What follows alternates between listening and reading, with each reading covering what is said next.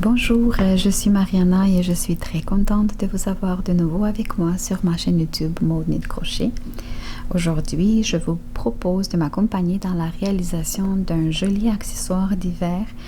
C'est un grand accessoire d'hiver qui est composé de deux détails, mais ces deux détails qui sont joints ensemble et qui forment un grand accessoire d'hiver. Je connais pas le nom en français. En anglais, je sais qu'on peut lui dire un hood.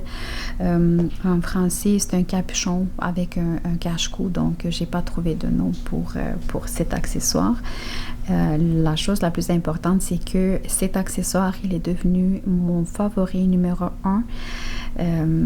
C'est très pratique à porter, c'est fascinant. C'est pour moi qui a des cheveux longs puis qui les porte pas toujours détachés. Donc, c'est un accessoire qui m'aide beaucoup. Donc, à avoir des chignons en dessous ou des couettes.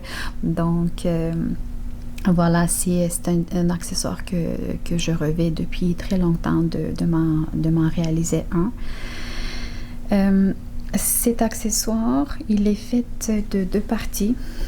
Donc, on a la partie cache-cou et on a la partie capuchon. Donc, la partie cache-cou, il est fait au point une maille à l'endroit, deux mailles à l'envers. Et c'est une séquence de 3 mailles à l'horizontale qui se répète un certain nombre de fois. Donc, je vais vous l'expliquer en plus en détail dans le tutoriel.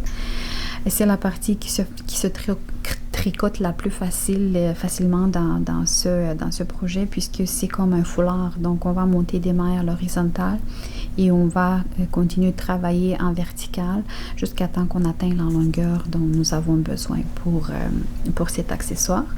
Le deuxième détail, c'est le détail qui va former notre capuchon.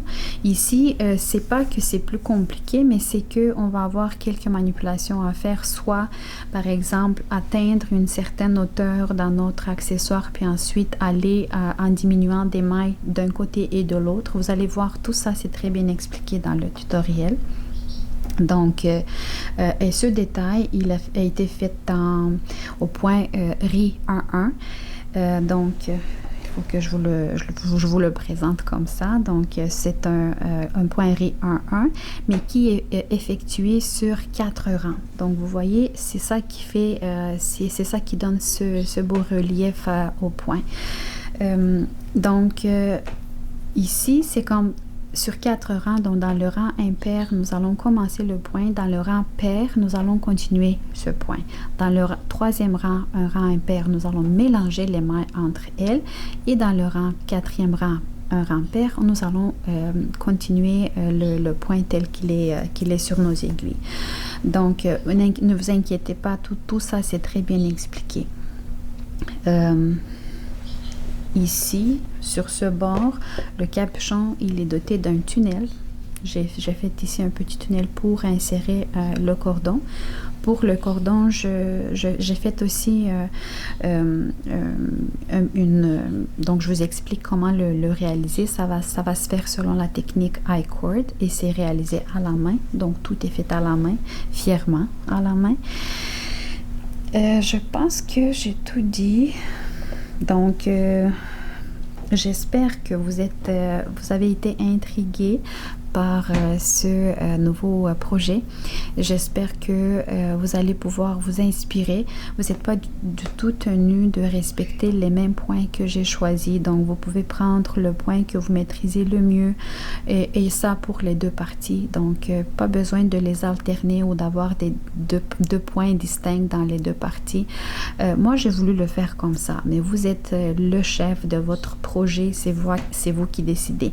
Ce que je voulais, par exemple, vous montrer dans ce tutoriel, c'est vraiment les bases. Comment faire pour la partie du snood, comment faire pour le capuchon pour avoir en fait une forme de capuchon, comment tricoter le cordon, comment joindre ensemble les parties pour obtenir en fait cet accessoire. Donc je vous donne les bases, mais par la suite vous êtes vraiment libre de choisir le point que vous voulez, la couleur, la grandeur et ainsi de suite. Je vous souhaite bon visionnement et bonne inspiration. J'ai dessiné ici les deux détails juste pour vous montrer ou pour vous donner une idée à quoi ça va ressembler nos détails avant de les joindre ensemble. Donc la première partie, ça va être la partie foulard, disons-le, et on va la plier en deux à la fin pour la coudre ensemble et former le snood, la partie cache-cou. Pour cette partie-là, nous allons monter 70 mailles qui vont donner une largeur entre 35 et 36 cm. Ici, je vous parle le nombre de mailles qui doit correspondre à un certain nombre de centimètres, mais ces calculs-là ont été faits après que j'ai fait un échantillon, donc c'est pas rare que vous allez m'entendre de parler de vous faire un échantillon, tricoter un échantillon, soit dans ce point ou dans ce point ou un seul point que vous choisissez pour votre accessoire. Et mesurer combien de mailles vous avez dans un seul centimètre, parce que c'est ça qui va vous aider à savoir combien de mailles il faut monter pour atteindre cette largeur-là. Donc, nous devons avoir une largeur de 35 cm ou 36 cm. Mais combien de mailles monter pour ça? C'est ça que vous devez faire, c'est ça que vous devez connaître. Donc, en faisant un petit échantillon et en mesurant combien de mailles vous avez en 1 centimètre. Et c'est à partir de là que vous allez pouvoir faire tous les autres calculs. Ensuite, on a, moi, dans mon cas, donc le fil que j'utilise avec les aiguilles que j'utilise selon les techniques de tricot que je maîtrise, je dois monter 70 mailles. Et ces 70 mailles, je dois faire le même point sur une hauteur de 66 cm. Donc, c'est ce que j'ai fait dans la partie snood. Et c'est la partie qui se tricote la plus facilement. La deuxième partie, c'est la partie qui va faire le capuchon, qui va former le capuchon. Donc, ici, en dessous, nous avons la partie cache-cou, qui va être cette partie-là. Et ici, nous avons le capuchon. Pour le capuchon, ça va être la même chose. Donc, vous devez prévoir une largeur de entre 75 et 80 cm. Et pour que j'ai cette largeur-là, je dois monter 120 mailles. Donc, selon, encore une fois, l'échantillon que j'avais formé, j'ai calculé mes mailles dans le combien de mailles j'ai en 1 centimètre, et j'ai déduit que pour avoir cette largeur-là, il me faut 120 mailles. Il faut aussi ne pas oublier d'ajuster le nombre de mailles selon le point que vous choisissez pour, si par exemple, c'est un point qui prend en soi, par exemple, c'est une séquence de 3 mailles, mais il faut ajuster le nombre de mailles de telle façon pour que vous puissiez faire ce point-là en montant un nombre suffisant de mailles. Cette largeur-là, ce nombre de mailles, on va le tricoter en hauteur pour atteindre une hauteur de 20 cm. Comme je disais tantôt, mon capuchon, il est loose sur la tête. Donc, parce que moi, c'est ça que je voulais avoir, un peu plus loose, pas trop ajusté sur la tête comme un bonnet, comme un tuque. Et pour ça, j'ai calculé qu'il faut que je travaille en haut 20 cm. Mais si vous, par exemple, voulez l'avoir un peu plus ajusté sur votre tête, vous devez vous arrêter peut-être en arrivant à 17 ou 18 cm en hauteur. Et c'est à partir de là que vous allez commencer à faire les diminutions d'un côté et de l'autre. Je vais vous expliquer tout ça en détail. Et en hauteur, mais moi, dans mon cas, je devrais atteindre un 35 cm en hauteur, toute cette partie-là. Si je veux le faire un peu plus s'ajuster sur ma tête, je vais avoir peut-être un 30 cm, un 32 cm. Ça, c'est en fonction de ce que vous voulez avoir. Aussi, si vous voulez, il faut prévoir un 2-3 cm pour la partie qui va servir de former le tunnel. Donc ici, c'est environ, je pense, un un 2,5-3 cm que j'ai pris et j'ai plié pour former ce tunnel là. Donc il faut prévoir quand vous allez monter en haut cette distance là, donc cette hauteur là de 2-3 cm pour le tunnel si vous voulez en faire un. Sinon vous êtes libre de faire ce que vous voulez. Donc voilà pour ça. Et je pense que c'est tout. Là, c'est le temps de commencer à travailler.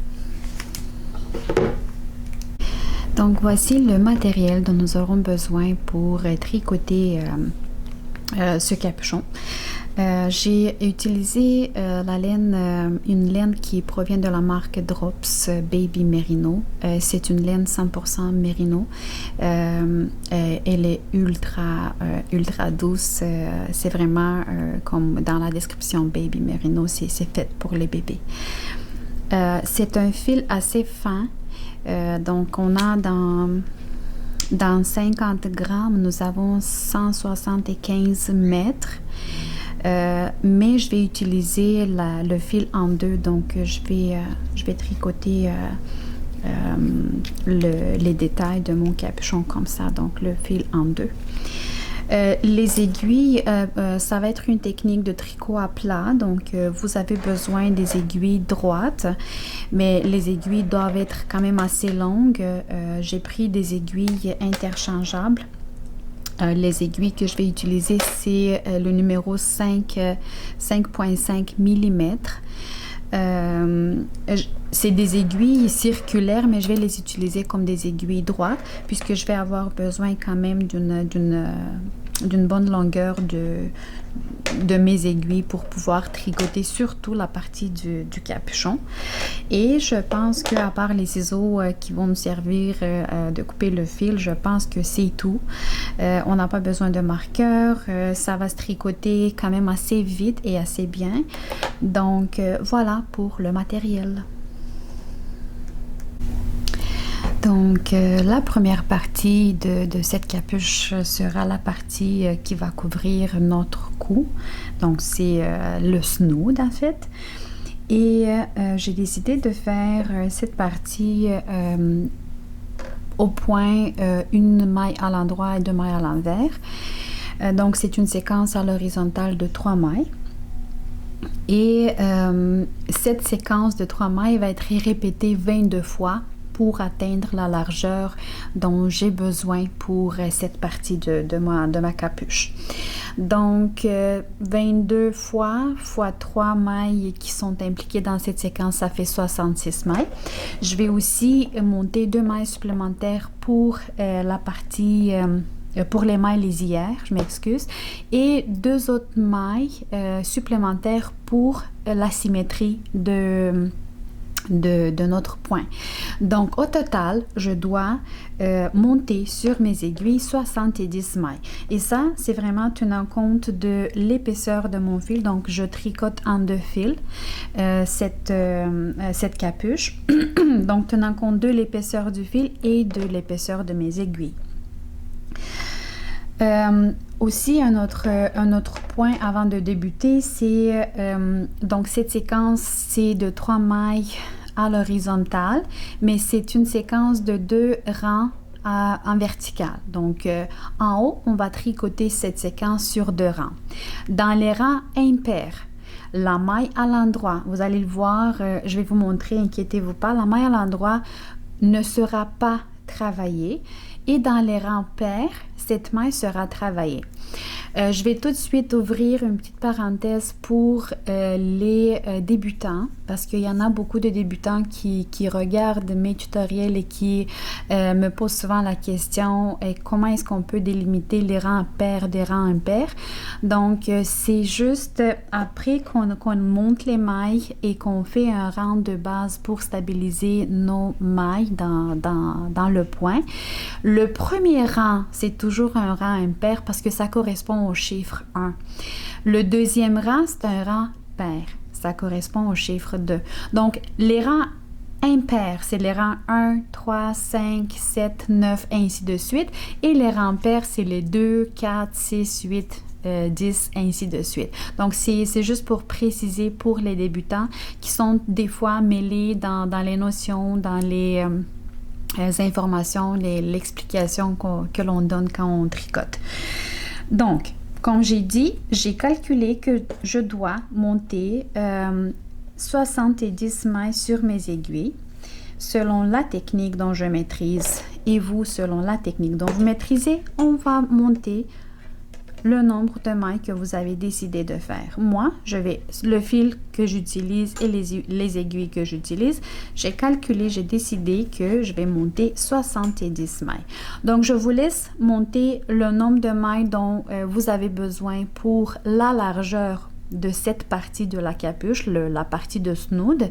Je vous laisse le faire.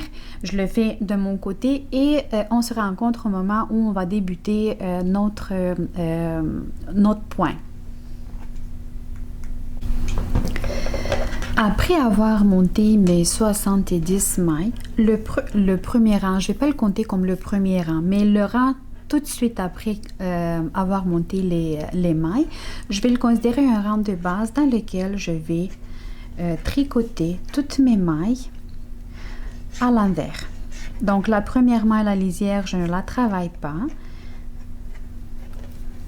Et les autres mailles, je vais les travailler à l'envers. Toutes mes mailles à l'envers.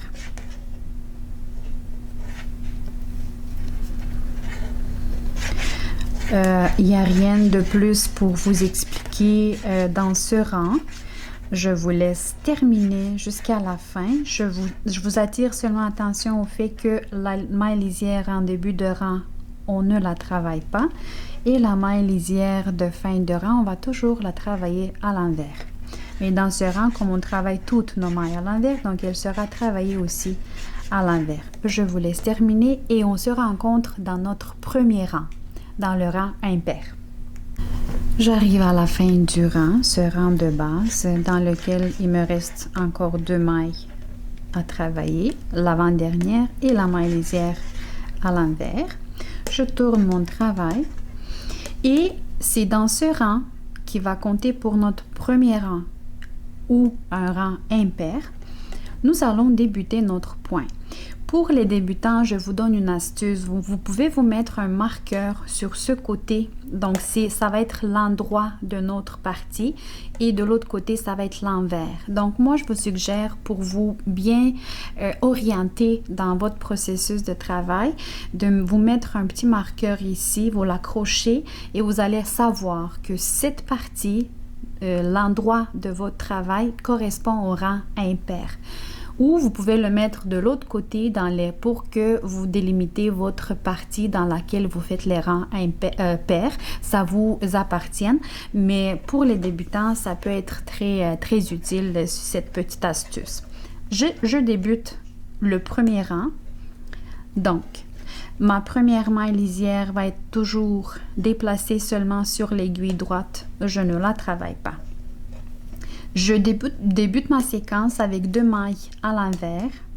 C'est les mailles qui vont permettre d'avoir cette symétrie dans mon point. Vous allez voir au fur et à mesure qu'on avancera dans le travail.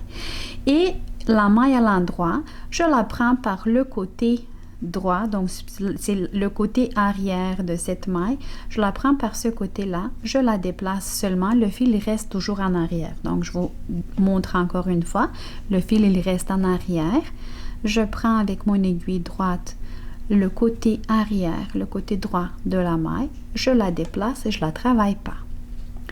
Ensuite, je fais 2 mailles à l'envers, une maille à l'endroit, 2 mailles à l'envers. Les mailles à l'endroit dans ce rang ne sont pas travaillées. On les déplace seulement sur l'aiguille droite, le fil reste en arrière.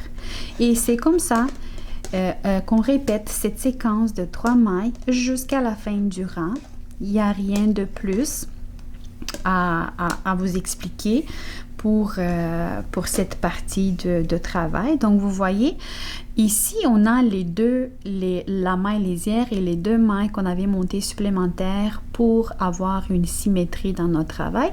Et c'est à partir de cette maille à l'endroit que nous avons débuté la séquence. Une maille à l'endroit, 2 mailles à l'envers, une maille à l'endroit, 2 mailles à l'envers et ainsi de suite. Je vous laisse terminer puisqu'il n'y a rien de compliqué puis il n'y a rien de plus à ajouter. Je vous laisse travailler individuellement ce rang. N'oubliez pas, les mailles à l'endroit, on ne les travaille pas, on les déplace seulement. Et on se donne rendez-vous vers la fin du rang. Et je vais vous montrer comment on travaille les rangs pairs. Me voilà vers la fin du rang. Il me reste une dernière séquence à travailler. Donc, vous voyez, j'ai ici une maille à l'endroit, 2 mailles à l'envers. Et une dernière maille à l'endroit que je déplace seulement. Le fil reste en arrière. Et 2 dernières mailles à l'envers, plus la maille lisière que je travaille toujours à l'envers. Voilà mon premier rang qui correspond au rang impair. Il est terminé.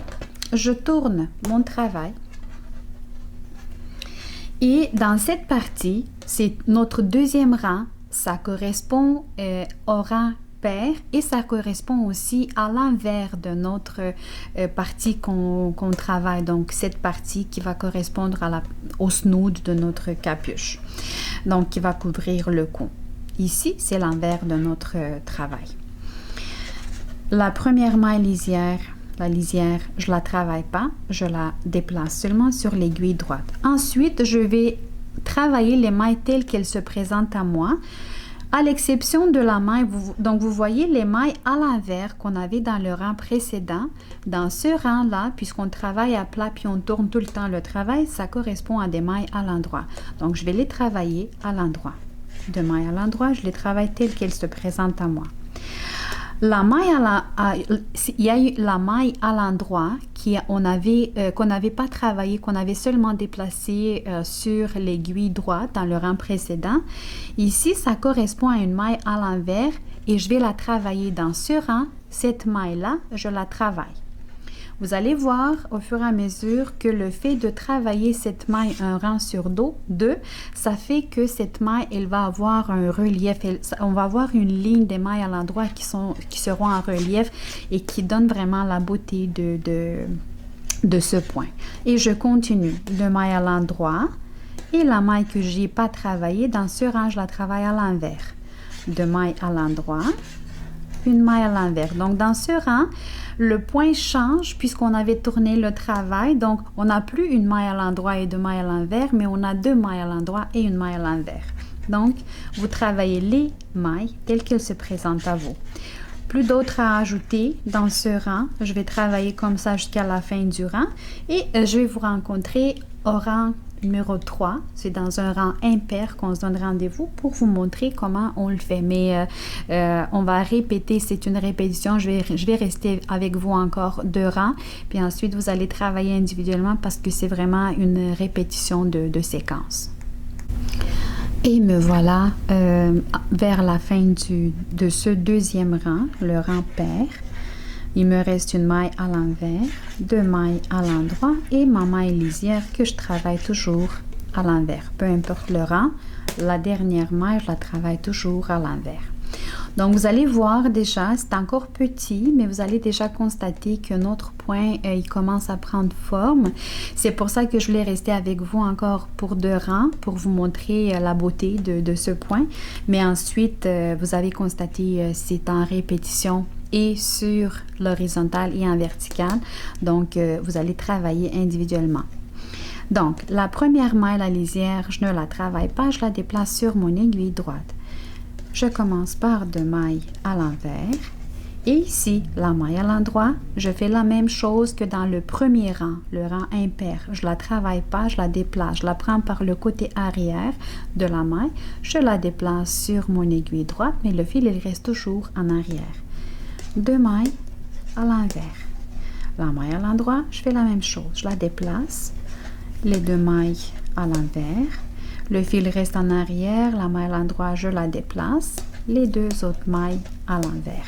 Et je vais répéter comme ça jusqu'à la fin du rang. Regardez, donc nous avons déjà, nous commençons à avoir cette ligne de maille à l'endroit en relief. J'approche la fin de mon troisième rang, un rang impair. J'ai travaillé une maille, mais je ne l'ai pas travaillé, la maille à l'endroit, je l'ai déplacée. J'ai travaillé 2 mailles à l'envers. La maille à l'endroit, le fil reste en arrière. La maille à l'endroit, je la prends par le côté arrière, je la déplace seulement. Les 2 autres mailles à l'envers et la maille lisière à l'envers toujours. Je tourne mon travail et là, je vais travailler un rang pair. Ça va être mon 4e rang. Ça correspond à un rang pair où je fais la même chose que j'ai faite dans le 2e rang. La maille lisière, je la déplace seulement. J'ai 2 mailles à l'endroit que je travaille à l'endroit. Et j'ai une maille qui n'a pas été travaillée dans le rang précédent. Ça correspond à une autre maille à l'endroit. Mais dans ce rang, je vais la travailler à l'envers. 2 mailles à l'endroit et une maille à l'envers. Ici, on travaille toutes les mailles telles qu'elles se présentent à nous. Les mailles à l'endroit du rang précédent correspondent à des mailles à l'envers dans ce rang et on les travaille telles quelles à l'envers. Donc, je ne vais plus rester avec vous parce que, comme vous voyez, il y en a certaines parmi vous qui n'aiment pas quand je parle trop. Mais ici, il n'y a vraiment rien d'autre à ajouter, donc je ne peux pas parler plus que ça. C'est une répétition de séquences à l'horizontale et à la verticale. Et c'est une répétition de séquence des rangs aussi. Donc, on répète le 1er et le 2e rang tout au long de notre travail. Je vais vous donner rendez-vous au moment où je vais atteindre la longueur dont j'ai besoin pour cette partie de ma capuche qui correspond à la partie de snood. Donc, je vous souhaite un très bon travail, puis on se rencontre au moment où je vais devoir fermer les mailles de cette partie de la capuche. Et voilà, j'ai terminé à tricoter cette partie. Je vais vous la mesurer dans un instant pour vous donner une idée de la largeur et la longueur en centimètres. Donc, sur sa largeur, cette partie qui correspond à la partie de mon snood de la capuche est là 36. Je peux pas vous la montrer, ça rentre pas tout sous la caméra, mais j'ai ici 36 cm. Donc sur ça, la partie large, elle a 36 cm cette partie. Sur sa longueur, je vous le dis dans un instant. Donc j'ai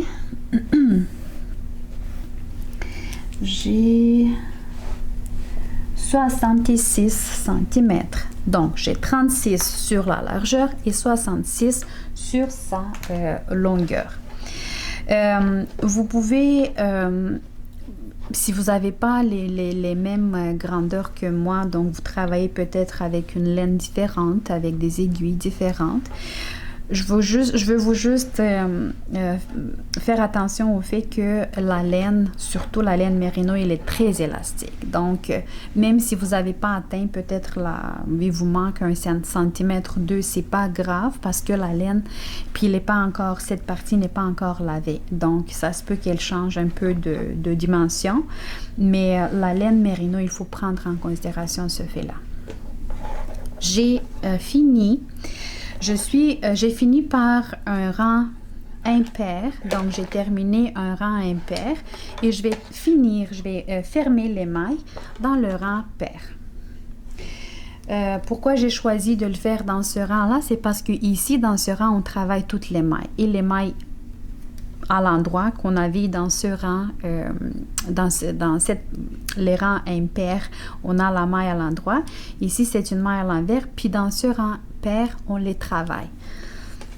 Je voulais juste vous montrer la beauté de ce point, le fait de travailler cette maille à l'endroit, un rang sur dos.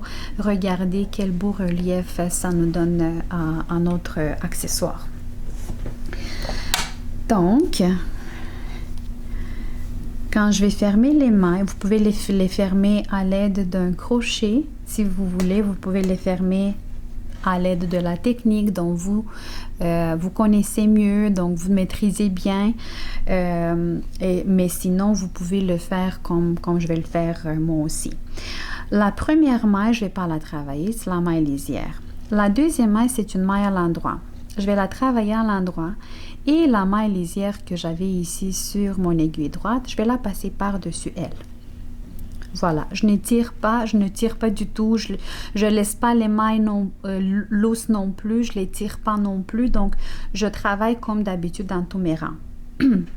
La maille suivante, c'est encore une fois une maille à l'endroit, je la travaille à l'endroit et la maille que j'avais sur l'aiguille droite, je la passe par-dessus elle. Donc, je reste toujours avec une maille sur l'aiguille droite et c'est elle que je vais passer par-dessus toutes les autres mailles que je vais travailler. Ici, j'ai une maille à l'envers. Je vais travailler la maille à l'envers et la maille que j'avais sur l'aiguille droite, je la passe par-dessus. Donc, vous voyez, cette façon de fermer les mailles nous donne une belle tresse sur le côté, sur le bord de l'accessoire. Et je vais continuer comme ça à fermer les mailles. Une maille à l'endroit. La maille que j'avais sur l'aiguille droite, je la passe par-dessus elle. Une autre maille à l'endroit. L'autre, je la passe par-dessus. Une maille à l'envers. Je la travaille à l'envers et je passe la maille sur mon aiguille droite par-dessus elle. Je vous laisse terminer parce que c'est une répétition de séquence, c'est une répétition d'action en fait, sur toute la longueur du rang. Je vous laisse terminer et je vais vous donner rendez-vous à la fin du rang. Il me reste 2 dernières mailles et je termine en fait cette partie. La dernière maille, la lisière, je la travaille comme d'habitude à l'envers et l'autre, je la passe par-dessus elle. Je vais couper le fil.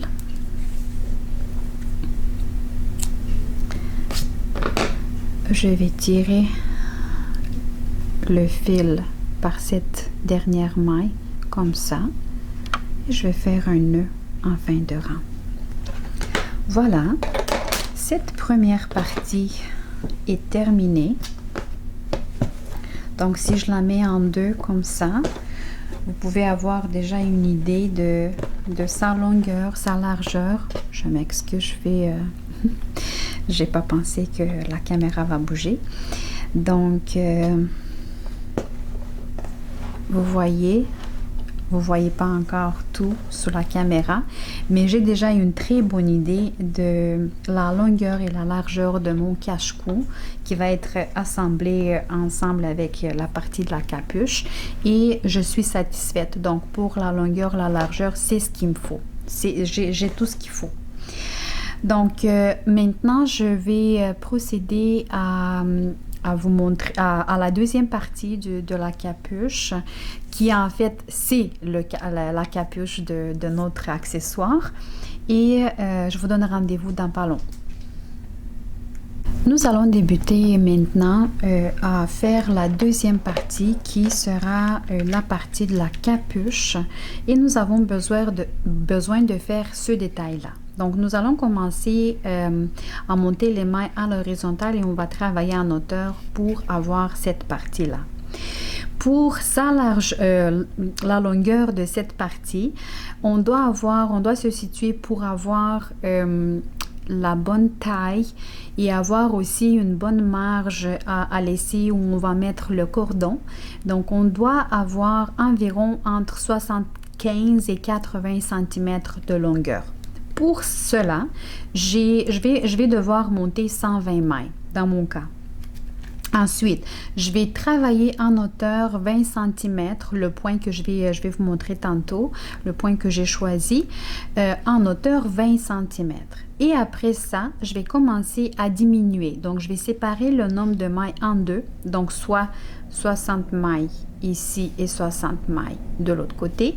Et je vais travailler une partie à la fois parce que je vais diminuer le nombre de mailles sur un côté. Donc, je vais arriver ici, 20 cm en hauteur et je vais commencer à diminuer 20 fois une maille dans chaque rang, donc sur 20 rangs. Et ensuite, je vais fermer les mailles d'un côté, puis ensuite, je retourne sur cette partie-là où je vais encore une fois ici aussi diminuer les mailles 20 fois, donc sur 20 rangs. Et ensuite, je vais fermer cette partie-là. Donc, comme ça, je vais avoir ce détail pour faire la partie de la capuche. Donc, encore une fois, selon la technique dont vous maîtrisez le mieux, vous allez monter le nombre de mailles. Moi, je vais monter 120 mailles, mais je n'ai pas expliqué le patron de ce détail, mais le point que j'ai choisi pour faire cette partie. Donc, je vais faire une partie différente de la partie qui va cacher le cou. La partie snood va avoir un point, puis la capuche va avoir un autre point. Ce point-là sera le point riz, mais ça va être un point riz travaillé sur 4 rangs. Donc, je vous explique. Donc, le point riz, vous savez, c'est une maille à l'endroit, une maille à l'envers, une maille à l'endroit, une maille à l'envers. Et dans le rang suivant, on fait le mélange. On mélange en fait la maille à l'endroit qui était une maille à l'endroit, on la travaille à l'envers, et la maille à l'envers, on la travaille à l'endroit. C'est un peu de mixer ces deux mailles-là entre elles pour obtenir le point riz. Moi, je vais faire ce mélange-là. Je vais mélanger en fait les mailles, pas dans chaque deuxième rang, mais dans chaque troisième. Attendez un petit peu. Donc, sur 2 rangs, je vais travailler une maille à l'endroit, une maille à l'envers sur 2 rangs, dans le rang impair et dans le rang pair. Et quand je vais arriver à mon 3e rang, un rang impair, c'est là que je vais mélanger les mailles en fait. Donc, je vais vous montrer ça dans un instant pour ne pas vous mélanger du tout. Mais ça va être pas un point travaillé sur une séquence de 2 rangs, mais ça va être une séquence de 4 rangs. Je vous montre. Mais d'abord, on va monter le nombre de mailles qu'il nous faut. Moi, dans mon cas, c'est 120 mailles et vous allez monter le nombre de mailles que vous avez besoin pour obtenir la longueur que j'ai expliqué tantôt. Donc, vous allez avoir besoin d'avoir entre 75 et 80 cm de longueur. J'ai terminé de monter le nombre de mailles qu'il me fallait. Pour cette partie de mon accessoire, je ne vais pas avoir besoin de faire, après avoir monté les mailles, de faire un rang de base pour stabiliser les mailles. Donc, je vais débuter le point tout de suite après avoir monté les mailles. Donc, le rang que je commence maintenant, c'est un rang impair, puisque c'est le rang numéro 1. Et n'oubliez pas, on a encore une fois les mailles lisières de début et de fin de rang, qui vont se travailler comme dans la partie précédente. La première maille, la maille lisière de début de rang, je la sors, je la déplace sur mon aiguille droite, je ne la travaille pas, et la maille en fin de rang va être travaillée à l'envers, je m'excuse. Le point riz, je vais le commencer par une maille à l'endroit, une maille à l'envers, une maille à l'endroit, une maille à l'envers. C'est une séquence de 2 mailles que je répète tout au long de mon rang. Une maille à l'endroit, une maille à l'envers. Une maille à l'endroit, une maille à l'envers. Plus rien d'autre à ajouter ici. Je vous donne rendez-vous en fin de rang. Je m'approche de la fin de mon rang. Une maille à l'endroit, une maille à l'envers et la maille lisière de fin de rang à l'envers. Donc, le point riz ordinaire se fait sur 2 rangs en hauteur. Donc, débutant par ce 2e rang, je devrais alterner, mélanger les mailles. Mais je ne vais pas faire ça. Donc, comme j'ai dit, je vais le faire sur 4 rangs. Donc, dans ce rang, je vais travailler dans le 2e rang, le rang pair. Je vais travailler les mailles telles qu'elles se présentent à moi. Soit la maille à l'endroit, la maille à l'envers, à l'endroit, à l'endroit, telle qu'elle se présente à moi. Je ne mélange rien ici, je ne mixe rien ici, je travaille les mailles telles qu'elles se présentent à moi. Rien d'autre à ajouter? je vous donne rendez-vous en fin de rang. Je termine ce rang, deuxième rang, le rang pair, avec une maille à l'envers et la maille lisière à l'envers. Là, je tourne mon travail et je suis rendue à mon troisième rang. C'est un rang impair et c'est là que je vais mélanger les mailles. Donc, la maille lisière, je la déplace sur mon aiguille droite, je la travaille pas. La maille qui était une maille à l'endroit, cette fois, je vais la travailler à l'envers. Et la maille qui était à l'envers, je vais la travailler à l'endroit. À l'envers, à l'endroit, la maille à l'endroit, à l'envers, la maille à l'envers, à l'endroit. Et là, je vais continuer cette action jusqu'à la fin du rang.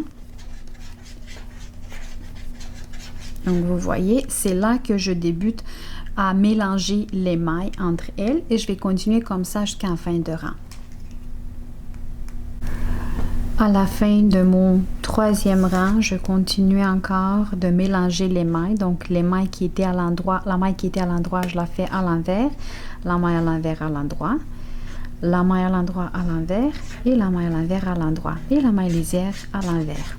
Dans le quatrième rang, je tourne mon travail. Dans le quatrième rang, qui est un rang pair, je vais continuer à travailler les mailles telles qu'elles se présentent à moi. Donc, pour les débutants, pour que vous, c'est un point qui va être identique sur un côté et sur l'autre. Donc ici, c'est encore plus important pour vous, les débutants, de ne pas vous tromper, de vous mettre un marqueur. Soit vous identifiez le côté envers de votre accessoire, soit vous identifiez le côté endroit.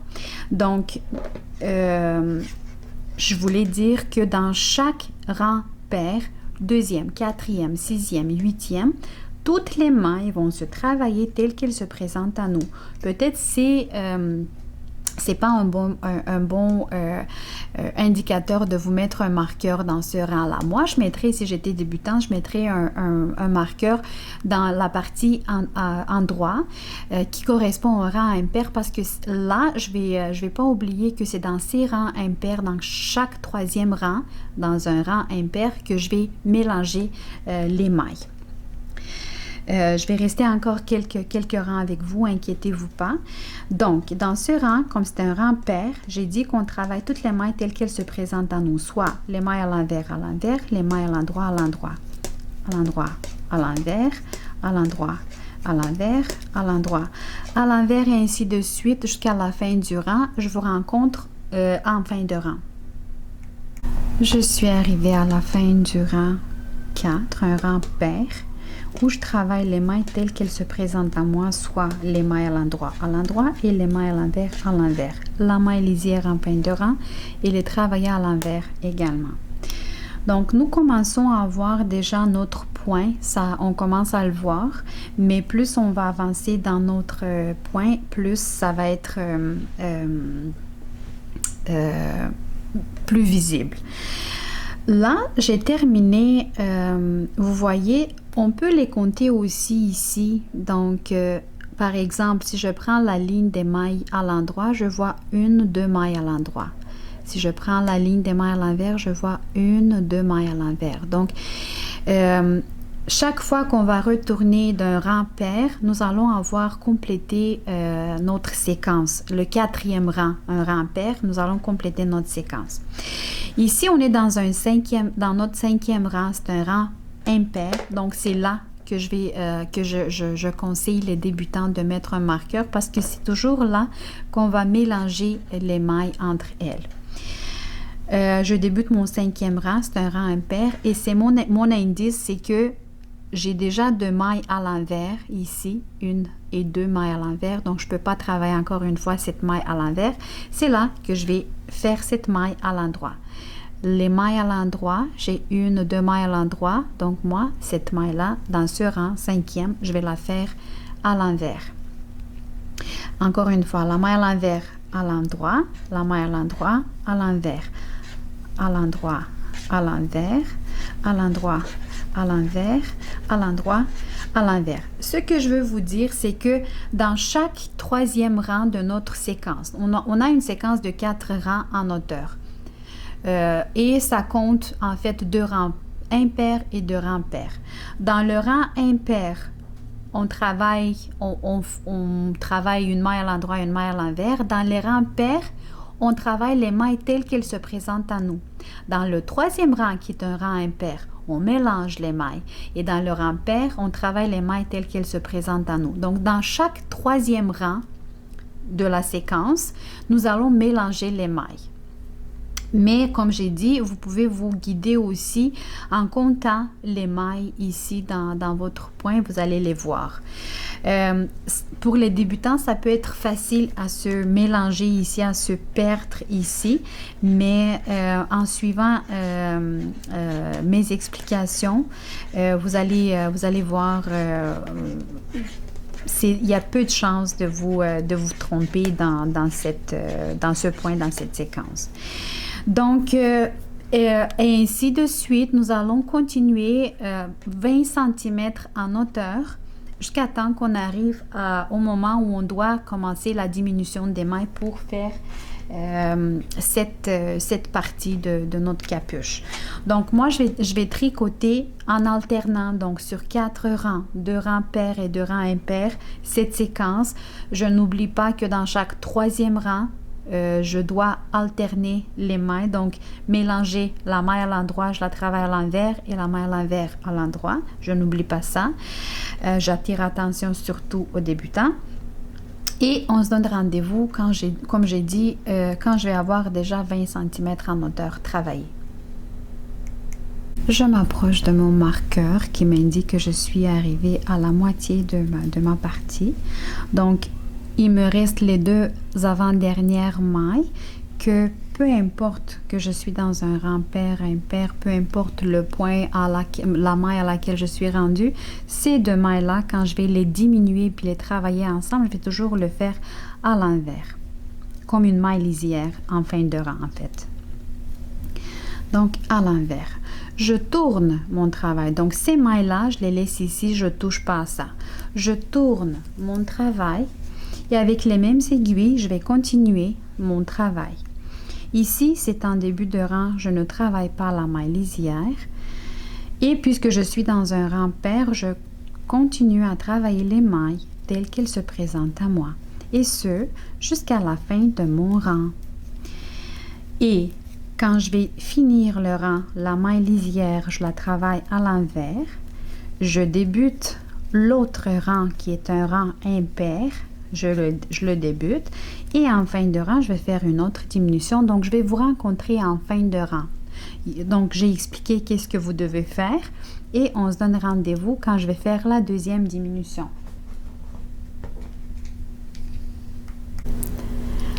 Je suis rendue à mon dernier rang avant de fermer les mailles de cette partie. Je vais d'abord, donc c'est le rang dans lequel je vais faire la 20e diminution. Je suis de retour avec vous. Je suis dans un rang impair. Je continue de mélanger mes mailles. Mon point, je le continue. Donc la maille à l'endroit, je la fais à l'endroit. La maille à l'envers à l'endroit. La maille à l'endroit à l'envers. La maille à l'envers à l'endroit. Désolée. La maille à l'endroit à l'envers. La maille à l'envers à l'endroit.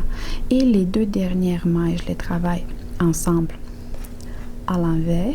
Donc, c'est ma 20e diminution. Je vais essayer de vous montrer qu'est-ce que ça donne. Donc, voilà la partie. Voilà le côté dans lequel nous avons fait les diminutions. Et je vais fermer les mailles dans ce rang quand je vais retourner dans le rang pair. Donc, je tourne mon travail. Comme j'ai dit, j'ai tout le temps travaillé avec les mêmes aiguilles et ça fonctionne. Donc, si vous avez des aiguilles avec un câble assez long, vous pouvez continuer de travailler avec parce que ça marche quand même assez bien.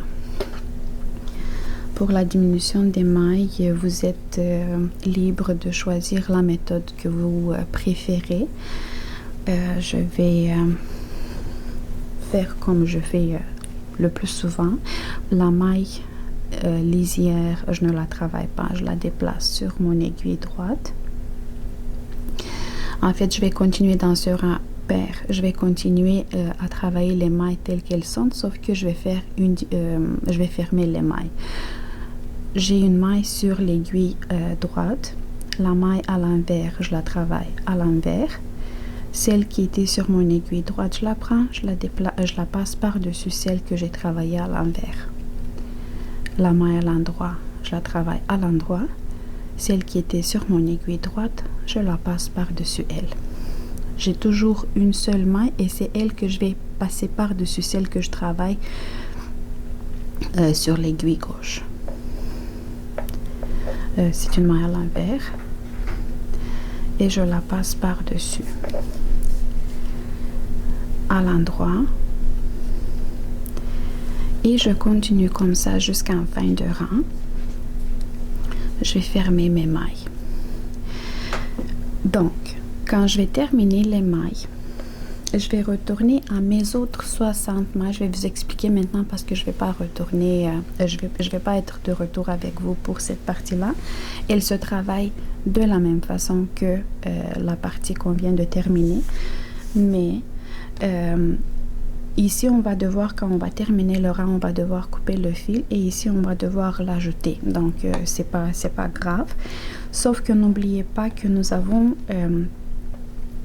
débuté les diminutions des mailles dans un rang impair et que dans cette partie, la partie droite que j'avais de ce côté, je faisais tout le temps les diminutions en fin de rang impair.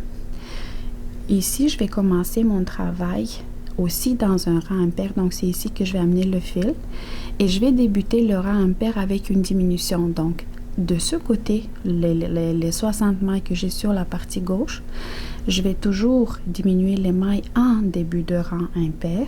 Je vais continuer mon point jusqu'à la fin. Je vais retourner avec un rang pair. Je vais continuer, je vais finir le rang pair et quand je vais faire le deuxième rang impair, je vais faire encore une fois une diminution. Et je vais procéder de la même façon qu'ici, donc je vais devoir diminuer jusqu'à temps que je reste avec 40 mailles et je vais les fermer comme je fais ici. Je reviens avec vous quand je vais avoir les deux parties terminées pour vous montrer la dernière étape. Comment est-ce qu'on, mais c'est l'avant-dernière étape, comment est-ce qu'on ensemble les morceaux. Et la dernière étape, ça va être de coudre ensemble le tout. Donc, bon travail, continuez, je reviens avec vous dans pas long. Et voilà, j'ai fini mes deux parties. Donc, c'est la première partie. Ici, j'ai la deuxième partie dans laquelle j'ai fait les diminutions. En fait, c'est comme ça. Que vous voyez, j'ai ici fermé les mailles. Maintenant, il me reste à coudre les bouts de mes parties et assembler ensemble les deux parties pour former le capuchon. Cette partie, si vous l'avez faite au même point que moi, c'est important de la tourner sur l'envers du détail. Et on va coudre ensemble les deux bouts ici pour former le snood. Donc, ici, je ne vais pas m'attarder sur le principe de coudre ensemble. J'ai mis le fil dans une aiguille à coudre le tricot et je vais juste passer par-dessus les deux bouts des deux côtés ensemble pour unir ensemble les deux parties et je vais former le snood. Ici, sur cette partie-là, vous voyez le point aiguille, il est identique d'un côté et de l'autre, donc ici, ça n'a pas d'importance quel côté vous choisissez. C'est pas ici qu'il faut porter attention. C'est plutôt, je vais vous montrer comment, de quelle façon coudre ici ensemble le détail. Donc ici, nous avons les côtés où on avait diminué les mailles. Vous voyez, c'est ce détail-là. Et je vais essayer de coudre ensemble. D'abord, je vais unir ensemble cette partie avec cette partie. La plus longue partie du détail, je la laisse ouverte.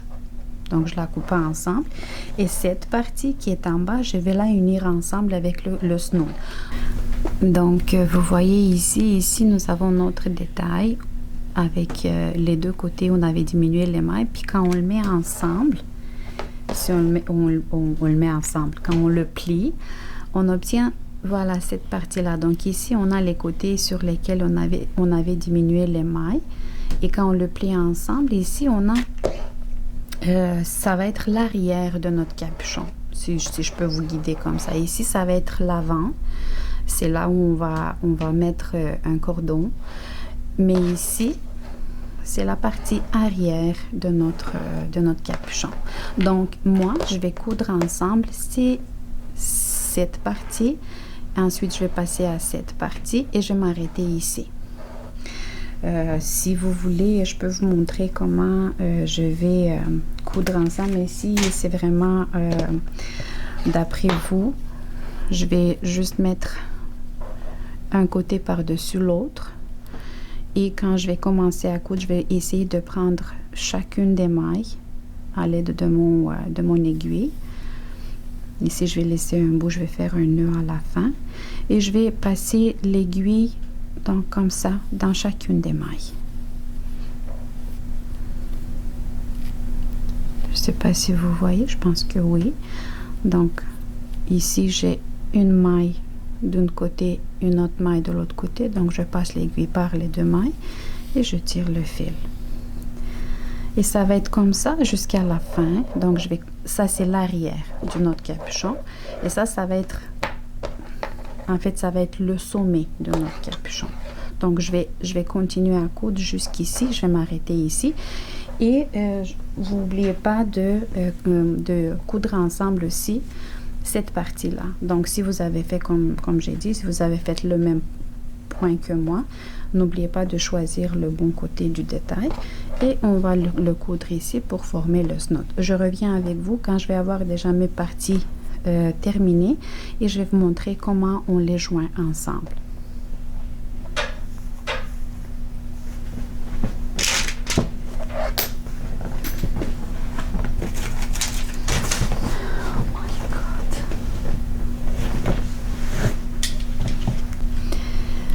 Voilà à quoi ça ressemble. Donc ici c'est le côté, c'est l'endroit du détail de mon snood. C'est ici que j'ai fait la couture. C'est comme ça que c'est de ça que ça a l'air sur l'envers. Et voici mon autre détail, c'est le capuchon. Donc ici c'est la partie arrière, ici c'est le sommet du capuchon. La seule chose qui nous reste à faire ici, c'est de plier. Ici, c'est le côté qui va être près de notre visage. Donc, c'est dans à cet endroit-là que nous allons plier le bord du capuchon, peut-être un 2-3 cm. Ça va être l'endroit où on va mettre notre cordon. Donc, c'est la seule chose qui me reste à faire. Et je reviens avec vous quand je vais...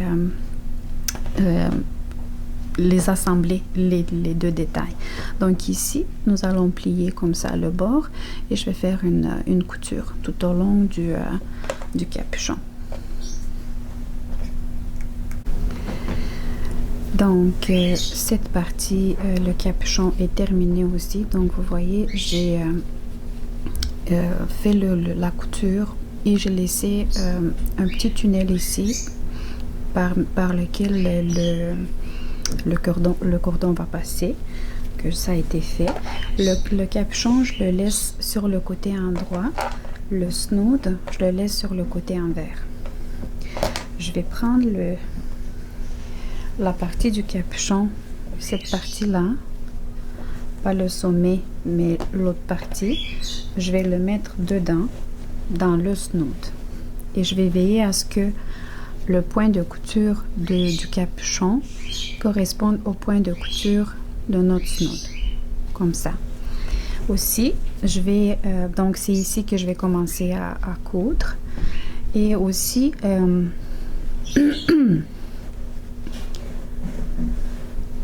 je vais marquer la moitié de mon snood ici. Et quand je vais arriver ici avec la couture, je vais pas coudre ensemble ce petit tunnel. Donc le tunnel, je vais le laisser libre. Quand je vais arriver, par exemple ici, ça va être la moitié de mon capuchon. C'est ici que je vais faire la couture et ce tunnel, je vais le laisser libre, comme ça. Donc ici, pas besoin que je vous montre comment je fais la même chose. Donc je prends l'aiguille et puis dans chaque maille, je prends ensemble chacune des mailles d'un côté et de l'autre. Je vais vous montrer le résultat final. Donc on commence ici où on a les points de couture d'un détail et de l'autre. Et à la moitié du snood, on met un marqueur pour savoir que ce tunnel, on ne le prend pas ensemble avec le détail. Je suis rendue à la fin de mon travail, donc j'ai réussi à assembler ensemble les deux parties de mon cache-cou, de mon capuchon, donc le cache-cou et le capuchon en soie. Donc voilà à quoi cela ressemble. J'ai encore des fils partout, je ne les ai pas tout cachés. Donc c'est ici qu'on a la partie dans laquelle on avait joint ensemble les deux morceaux. Dans le cache-cou, la partie de cache-cou, nous avons ici la couture arrière qui correspond aussi à la couture arrière de notre capuchon. Donc ici, ça va être en arrière. Ici, nous avons le sommet de notre capuchon. Pour, en ce qui concerne la netteté de ce point de couture, je ne m'inquiète pas du tout. Quand je vais laver l'accessoire, tout va se placer. J'ai pas d'inquiétude. Pour ça, je le sais. Ici, c'est la partie qui est près de notre visage. Nous avons ici la partie, le bord que nous avons plié pour former ce petit tunnel dans lequel on va insérer le cordon. Et je pense grosso modo que c'est ça, c'est un grand accessoire. J'ai pas assez d'espace pour vous le montrer sur la caméra, mais vous l'avez déjà vu en photo en début. Donc le cache-cou, je l'ai travaillé avec des aiguilles de 5,5 mm. Ici, j'ai des aiguilles de 4 mm de grosseur. Je ne sais pas si vous voyez bien, peut-être que non. Donc voilà, 4 mm. Je vais travailler aussi en 2 fils comme j'ai travaillé jusqu'à présent. Je vous montre très vite le principe de base. Donc pour le cordon, je vais monter 4 mailles. En 2 fils, ça va être assez. Une grosseur assez bonne, je veux dire. Et la règle qu'il faut retenir quand on fait le cordon I-cord sur des aiguilles à chaussettes, c'est que on a monté les mailles et on doit commencer un nouveau rang. C'est ça. Quand on travaille et on tricote, on fait toujours premier rang, deuxième rang. Donc, chaque fois qu'on commence un rang, je ne vais pas tourner mon aiguille pour avoir le fil en début, mais je vais la garder tout le temps comme ça. Je dois avoir le fil toujours accroché à ma dernière maille. Et pour commencer un nouveau rang, je dois travailler la première maille. Pour ce faire, je vais pousser l'aiguille. Je vais prendre l'autre aiguille et je vais commencer à travailler toutes mes mailles à l'endroit. Toutes les mailles à l'endroit, donc mes 4 mailles. 1, 2, 3, 4. 4 mailles à l'endroit et quand j'arrive à la fin, je ne tourne pas. Je laisse comme ça et je pousse l'aiguille. Je la pousse, je prends l'autre aiguille et je continue. Donc, vous avez vu, il n'y a vraiment rien de compliqué. C'est la même action que je fais à chaque fois quand je termine un rang. Je termine, je pousse l'aiguille, je prends l'autre et je débute un nouveau rang. Toutes les mailles à l'endroit. Après 4-5 rangs, vous allez déjà voir le résultat. Vous allez pouvoir constater que ça se tricote vraiment très facilement et ce n'est pas compliqué à comprendre le principe. Je vais maintenant vous laisser, donc voilà le résultat. On commence à voir le petit bout de notre cordon. ça va ressembler à ça. Je vais continuer de mon côté à faire le cordon, mais je ne veux pas vous retenir plus que ça. J'espère que vous avez aimé ce tutoriel, j'espère qu'il vous a été utile. Au moins, il y a des règles de base que j'ai appliquées dans ce tutoriel qui vous pourront être utiles dans vos autres projets. Si vous avez réussi à faire ce joli accessoire, je vous félicite et je vous remercie d'avoir été avec moi de nouveau sur ma chaîne et je vous attends encore avec d'autres projets classiques et moins classiques, ordinaires et moins ordinaires, donc juste pour explorer ce monde de l'art du tricot et du crochet. Merci beaucoup et à très bientôt.